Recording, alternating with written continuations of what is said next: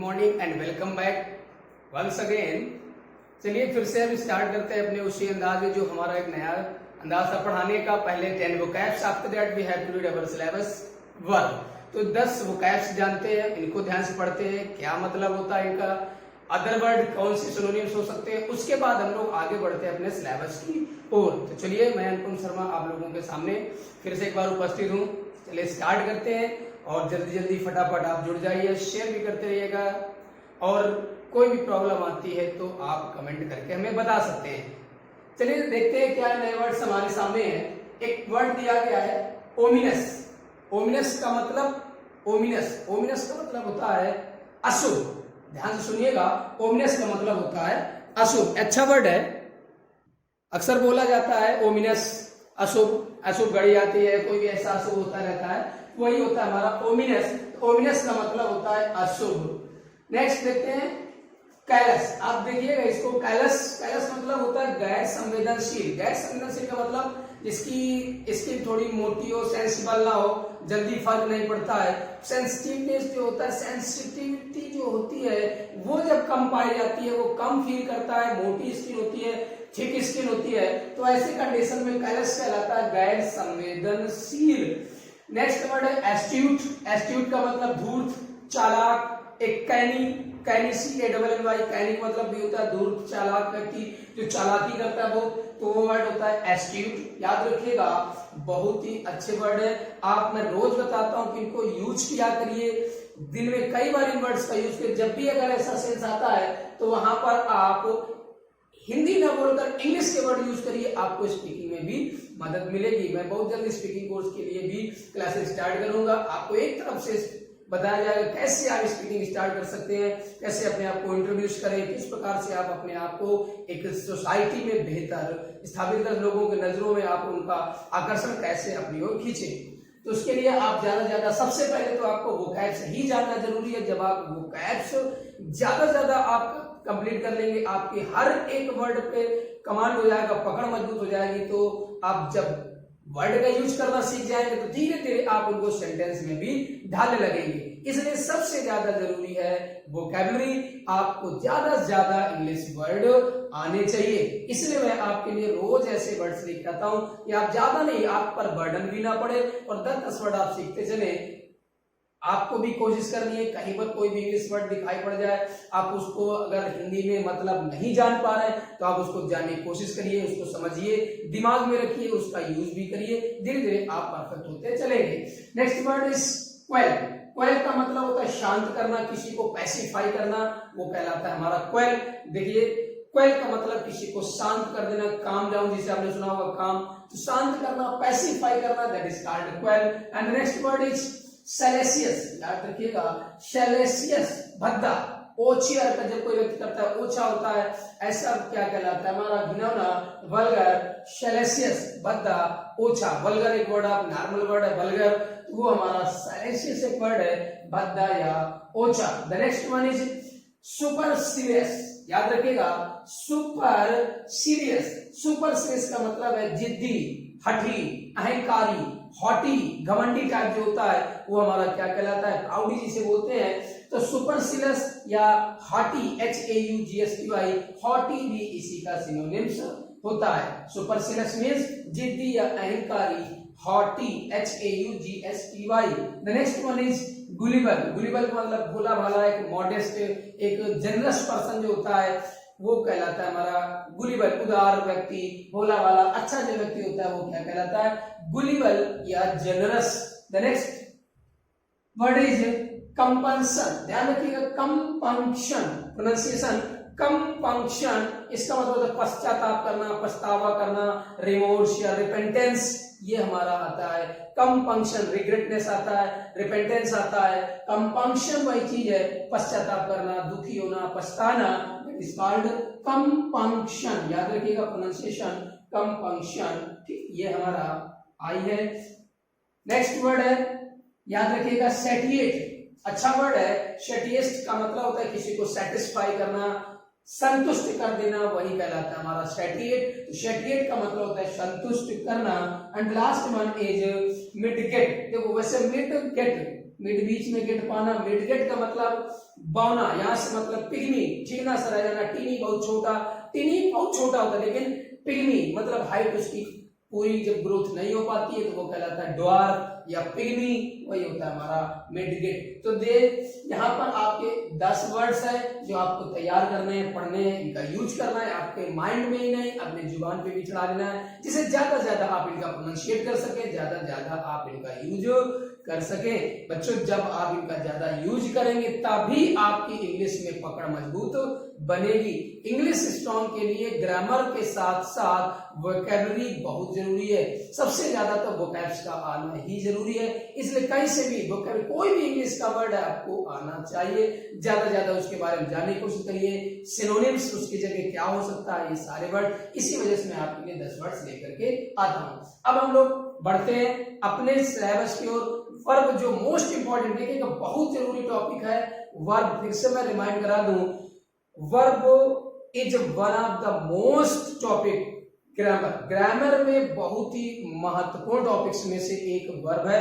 ये कह सकते हैं कि sentence is not possible without verb, या English is not possible without verb. If we want to say something we have to use a verb. हम किसी को भी एक्शन के बारे में, अपना एग्जिस्टेंस के बारे में, कंडीशन, सिचुएशन, स्टेट कुछ भी बताएं, कुछ भी बोलना चाहते हैं, वर्ब होना जरूरी है, चाहे वो एक्शन वर्ब हो या सिर्फ हमारा एग्जिस्टेंस बतलाने वाली वर्ब हो, किसी भी प्रकार की। इसलिए वर्ब से रिलेटेड एरर कंपटीशन में बहुत पूछी जाती है, हमसे अक्सर एरर होती रहती है, कहां पर हम सिंगुलर वर्ब लगाएं, कब प्लूरल लगाएं, किस प्रकार से लिखें, इस वजह से हमें ये जानना जरूरी है। तो चलिए जल्दी से नोट करिए, फिर हम लोग आगे बढ़ते हैं वर्ब के बारे में। फटाफट आप इनका स्क्रीनशॉट ले लीजिए। हो गया, चलिए देखते हैं आगे दूसरे वर्ड्स। चलिए देखते हैं, अब हम लोग अपने उसी वर्ब टॉपिक की ओर बढ़ते हैं जो हम लोग पढ़ रहे थे। लास्ट वीडियो में हम लोगों ने पढ़ा कौन से ऐसे इंडेफिनिट प्रोनाउंस होते हैं जो सब्जेक्ट के तौर पर कार्य करते हैं, तो उनके साथ वर्ब सिंगुलर आएगी या प्लूरल आएगी। तो मैंने बताया कि ऐसे जब इंडेफिनिट प्रोनाउंस होते हैं जहां पर क्लियर नहीं होता है, वहां पर वर्ब हमेशा सिंगुलर ही आती है। ये सारे पॉइंट्स पढ़ते हुए अब हम और नए वर्ड्स की ओर बढ़ते हैं, नए पॉइंट्स की ओर बढ़ते हैं। इसके पहले मैंने एक दिन बताया था कि पेयर वर्ड्स मैंने बताए थे कि दो नाउन एंड से कनेक्टेड होने के बावजूद उनके साथ वर्ब सिंगुलर आती है। क्यों, क्या रीजन था इसका? उसमें बताया गया था कि जब एंड से कनेक्टेड तो होते हैं, लेकिन ये एक यूनिट को दर्शाते हैं, एक अनकाउंटेबल नाउन को इशारा करते हैं, इस वजह से वर्ब सिंगुलर आती है। फिर हमने और सारे वर्ड्स पढ़े, कब वर्ब सिंगुलर आएगी, कब प्लूरल आएगी, सब्जेक्ट हमारा दिखता तो सिंगुलर है लेकिन वर्ब प्लूरल कैसे हो सकती है, ये सारे पॉइंट्स मैंने क्लियर करे हैं। और जो भी फर्स्ट टाइम देख रहे हैं वो जाकर के हमारे प्लेलिस्ट में जाए, वहां पर एक तरफ से मैंने पॉइंट बताए थे। नाउन भी मैंने क्लियर किया था कि कब नाउन सिंगुलर और प्लूरल होते हैं, कौन से सिंगुलर में ही रहते हैं, कौन से प्लूरल। बहुत इंपॉर्टेंट, नाउन और प्रोनाउन को बहुत अच्छे से पढ़िएगा, आपको वर्ब में बहुत मदद मिलने वाली है। तो अब हम आगे बढ़ते हैं उसी क्रम में कि जब सब्जेक्ट के प्लेस में कोई दो नाउन या प्रोनाउन किसी कंजक्शन से कनेक्टेड है, तो आगे जो वर्ब आएगी वो सिंगुलर नंबर में आएगी या प्लूरल नंबर में आएगी। जैसे हम एक एग्जांपल बताते हैं, जैसे यहां पर लिख दिया जाए आई एंड यू, जो भी लिख दिया जाए, या यू एंड आई, या यहां पर लिख दिया जाए राम एंड श्याम, या ही आर आई, ये जो कंजक्शंस हैं कुछ भी मिल रहे हैं, तो आगे अब यहां पर आपकी जो वर्ब आने वाली है वो सिंगुलर आएगी कि प्लूरल, यही जानना है। तो मोस्टली तो ये कहा जाता है कि जब एंड से कोई भी दो नाउन या प्रोनाउन कनेक्टेड है, अलग अलग होते हैं, वर्ब प्लूरल आएगी। लेकिन कभी कभी सिंगुलर आती है, कब, वो हमने बताया था, लास्ट वहां देखिए जा करके, बार बार उसी में टाइम वेस्ट करने से फायदा नहीं है। अब हम अन्य इसी पॉइंट में बताने जा रहे हैं, ध्यान से समझिएगा कि दो नाउन या प्रोनाउन किसी कंजक्शन से अगर कनेक्टेड हैं, सब्जेक्ट के प्लेस पर है, तो वर्ब सिंगुलर आएगी या प्लूरल। ध्यान से सुनिएगा, जैसे विथ,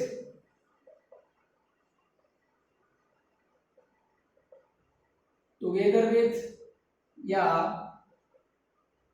आप नोट भी करके चल सकते हैं, एक साथ हमारे साथ नोट करते चले, इससे क्या होगा, आपका टाइम स्पेंड ज्यादा फालतू वेस्ट नहीं होगा। इसी वजह से मैं कई चीजें देखा कि आपने पहले से लिख दो ताकि आप लोगों का समय बर्बाद ना हो। विथ हो गया, टुगेदर विथ, एलॉन्ग विथ हो गया, उसके बाद में बिसाइड्स हो गया, लाइक हो गया, अनलाइक हो गया,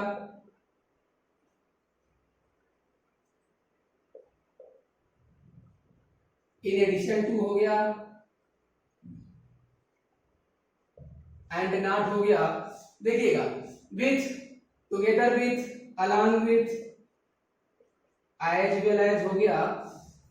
मेरा बताने का मतलब ये है कि कोई भी तो नाउन या प्रोनाउन इनसे कनेक्टेड है तो इसके बाद जो वर्ब आएगी वो सिंगुलर आएगी, प्लूरल आएगी या किसके अकॉर्डिंग आएगी, यही। तो देखिए विथ मतलब ये मैंने जो लाइंस खींची है, फिर ये कंजक्शन है, इसका मतलब कि आपको कोई ना कोई नाउन या प्रोनाउन यहां पर आएगा, जो मैंने लिख दिया ए, मतलब हर जगह, और फिर मैंने यहां पर लिख दिया बी, इसका मतलब A with B, A together with B, A along with B, A besides B, A like B, A unlike B, A in addition to B.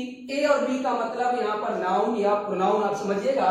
Ram in addition to his brothers, Mohit and not his brothers, you as well as I.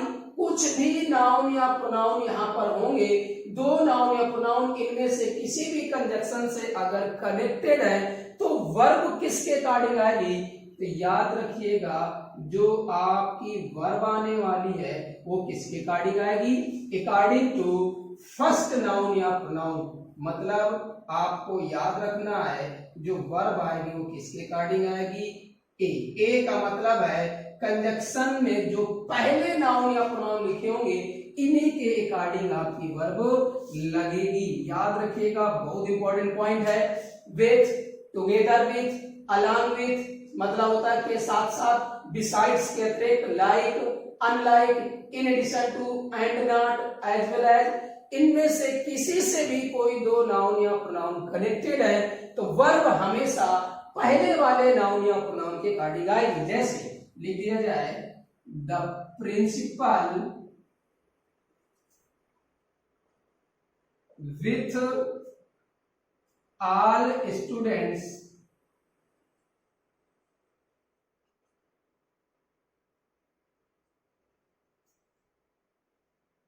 On the ground. अब देखिए लिखा हुआ है the principal with all students.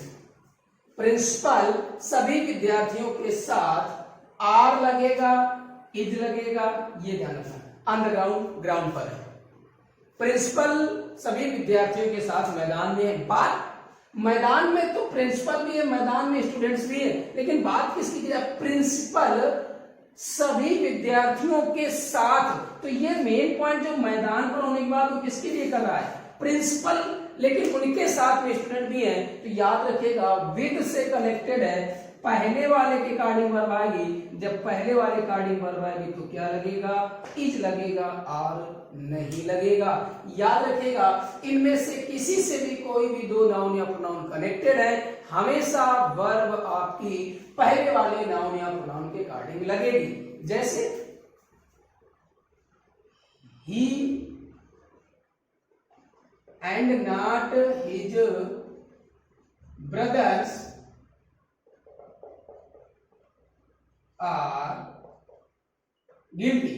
अब देखिए he and not his brothers किससे जुड़ गया, ही को और उनके भाइयों को जोड़ने वाला कंजक्शन क्या है, एंड नॉट, वो ना कि उसके भाई गिल्टी। तो कौन, ये इस वजह से इसके अकॉर्डिंग जब वर्ब लगेगी तो क्या लगेगी, इज लगेगी, ना कि हमारा आर लगेगा।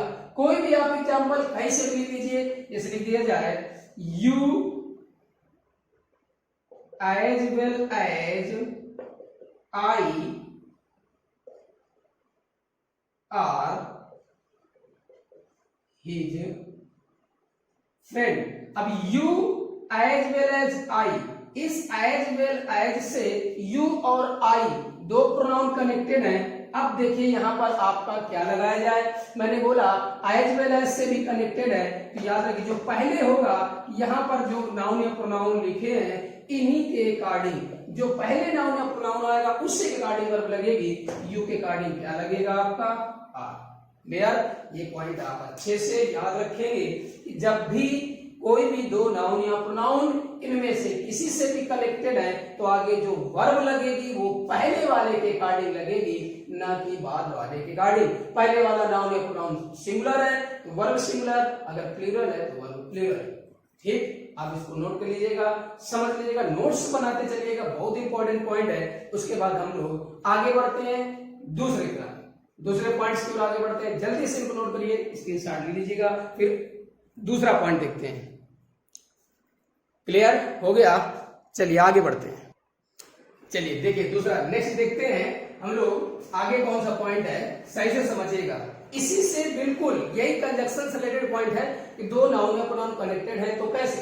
अब आगे मैं कुछ दो नाउन या प्रोनाउन लिख रहा हूं, कंजक्शन से कनेक्टेड होंगे तो फिर हमको किसके अकॉर्डिंग वर्ब लगानी है, याद रखिएगा। सब्जेक्ट अगर आइदर और, नाइदर नॉर इनसे स्टार्ट है, या यहां पर लिख दिया जाए नॉट ओनली बट ऑल्सो, या सिर्फ आपका कनेक्ट कर दिया जाए और। कोई भी दो नाउन या प्रोनाउन इनमें से किसी कंजक्शन से कनेक्टेड है तो अब आपकी जो वर्ब लगेगी वो वर्ब किसके अकॉर्डिंग लगेगी, आप अब समझ ही गए होंगे कि अब आपकी जो वर्ब लगेगी वो किसके अकॉर्डिंग लगेगी, अकॉर्डिंग टू बी। बी का मतलब यहां पर आपका ए बी, नाउन या प्रोनाउन। ए और बी का मतलब नाउन या प्रोनाउन, ए और बी का मतलब है नाउन या प्रोनाउन, कुछ भी हो सकता है, याद रखिएगा।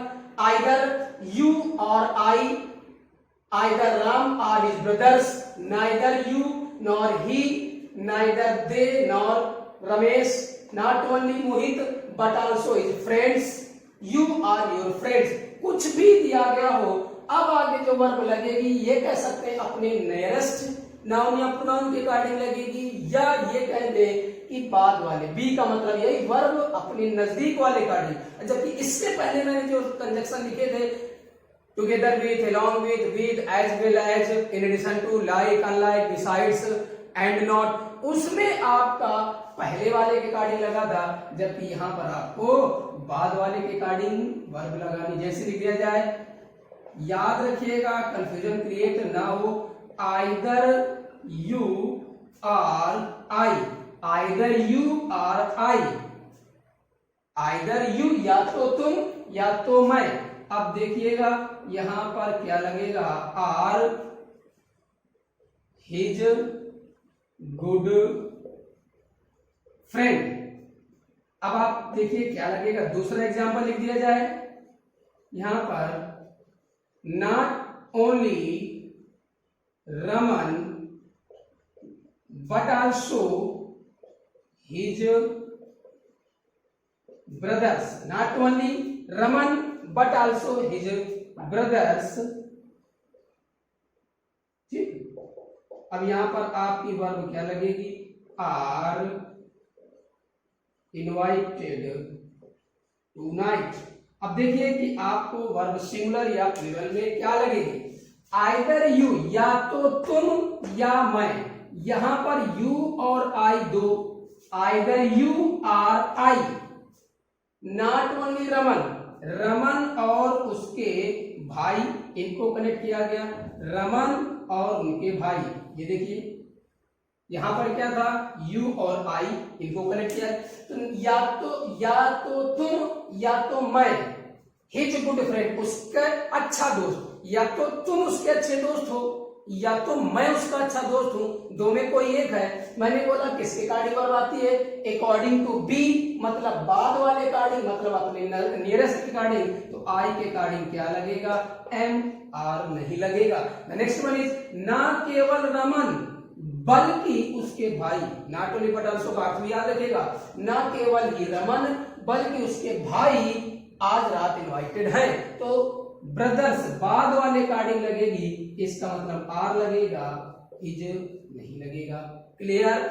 आपको अच्छे से याद रखना है, चाहे ही और आई कर दिया जाए, neither you nor his brother, जो भी आप लिखेंगे आपको याद रखना है बाद वाले कार्डिंग आपकी वर्ब लगाई जाएगी। ये दोनों पॉइंट आपके बहुत इंपॉर्टेंट है, अच्छे से समझिएगा, ध्यान से समझिएगा किस प्रकार से इनका प्रयोग किया जाता है। चलिए, तो ये हमारे वर्ब से रिलेटेड आपके पॉइंट्स थे कुछ, कैसे हम इनका यूज करते हैं, किस प्रकार से आगे बढ़ते हैं। इन्हीं वर्ब से रिलेटेड ही आपको और किस कंडीशन, अगला पॉइंट बहुत इंपॉर्टेंट है, देखिएगा ध्यान से किस प्रकार से हमें उनको करना है। आप जल्दी से इसको नोट कर लीजिएगा, राइट डाउन करिएगा, फिर हम लोग आगे बढ़ते हैं।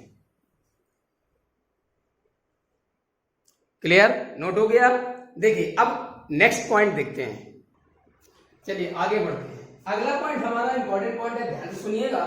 हमारे पास सब्जेक्ट के तौर पर अभी हम लोग पढ़ रहे थे कंजक्शंस या नाउन या प्रोनाउन जो भी है, सब्जेक्ट के प्लेस पर आपने सुना होगा देयर का भी प्रयोग होता है, इट का भी प्रयोग होता है।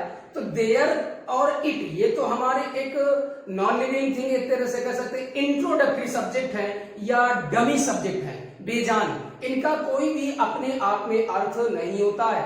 तो इट तो आपका हमेशा सिंगुलर होता है। याद रखिएगा, जब सेंटेंस में सब्जेक्ट के तौर पर देयर या इट आ जाए तो दोनों इंट्रोडक्टरी सब्जेक्ट है, सिर्फ किसी के बारे में बतलाते हैं बस, या हम कह सकते हैं डमी सब्जेक्ट। डमी सेट, जैसे आप मोबाइल शॉप पे जाते होंगे तो हमारे पास काउंटर देखने के लिए सेट रखे होते हैं, सिर्फ आप मॉडल देख सकते हैं बस। तो डमी नॉट वर्क कर, काम नहीं करते हैं, कार्य नहीं करते हैं, डमी सब्जेक्ट हो। तो उस कंडीशन में जब सेंटेंस हमारा देयर या इट है तो हमने सब्जेक्ट के बाद वर्ब सिंगुलर लगानी है या प्लूरल, समझिएगा। तो इट तो हमारा सिंगुलर होता है, इट तो हमारा सिंगुलर होता है। आप एग्जाम्पल से समझिएगा ध्यान से, इस लिख दिया जाए इट इज आई हु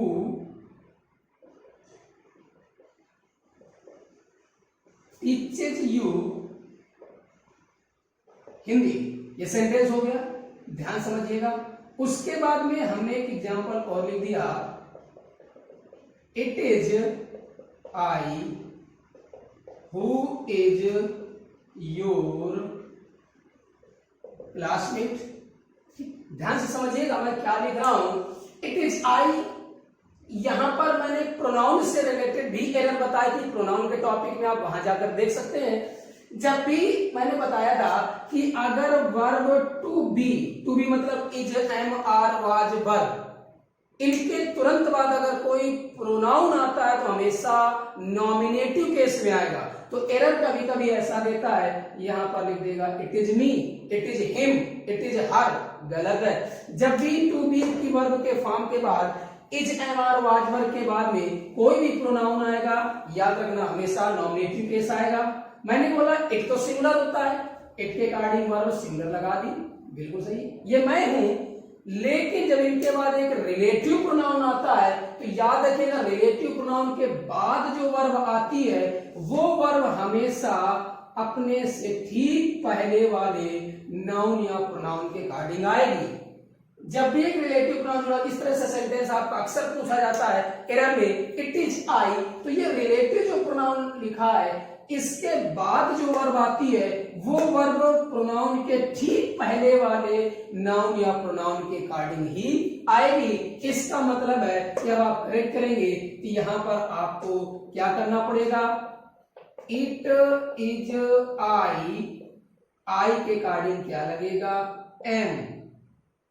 आपको पढ़ने में थोड़ा सा और लग रहा होगा, it is I who am your classmate, but सही यही है। क्योंकि एक बात बताओ, अब समझो, आपका क्लासमेट कौन है, मैं क्लासमेट हूं। मेन पॉइंट है आई एम योर क्लासमेट, मैं आपका क्लासमेट हूं। अब आपको क्लियर हो गया, मैं आपका क्लासमेट हूं, वो तो बता रहा है कि ये तो मैं हूं जो तुम्हारा क्लासमेट हूं। तो क्लासमेट कौन है, मैं। तो जब मैं क्लासमेट हूं तो आई साथ क्या आएगा, am. Same here, it is I, ये मैं हूं जो तुमको पढ़ाता है, जो तुम्हें हिंदी पढ़ाता है। तो हिंदी कौन पढ़ाता है भाई, मैं तुम्हें अंग्रेजी पढ़ाता हूं, ये तो मैं ही हूं जो अंग्रेजी पढ़ाता हूं। तो मैं कौन है, पढ़ाता कौन है, मैं। जब मैं पढ़ा रहा हूं आई प्लूरल है, जब आई प्लूरल है इसका मतलब है यहां पर आपका टीचर्स नहीं आएगा, टीचर्स की जगह क्या करना पड़ेगा, याद रखिएगा। तो आपका क्या बनेगा, इट इज आई, और टीचर्स की जगह क्या आएगा, आई के साथ वर्ब में एस या एस नहीं लगता है। जब नहीं लगेगा तो इसका मतलब है कि आपको टीच लिखना पड़ेगा यू हिंदी। तो अब ये सही है हमारा, याद रखिएगा। कभी भी इस तरह से sentence it's start with is I, तो जो वर्ब लगेगी इस रिलेटिव प्रोनाउन के बाद, याद रखना वो हमेशा अपने से पहले वाले प्रोनाउन के अकॉर्डिंग ही लगेगी। तो आई के अकॉर्डिंग वर्ब आएगी, जब आई के अकॉर्डिंग आएगी तो टीच लगेगा, ना कि टीचिंग। क्लियर? आगे देखते हैं। दूसरा पॉइंट हम देखते हैं देयर से रिलेटेड। देयर से रिलेटेड एग्जांपल समझिएगा। There is a pen on the table, मैंने लिख दिया there is a pen on the table.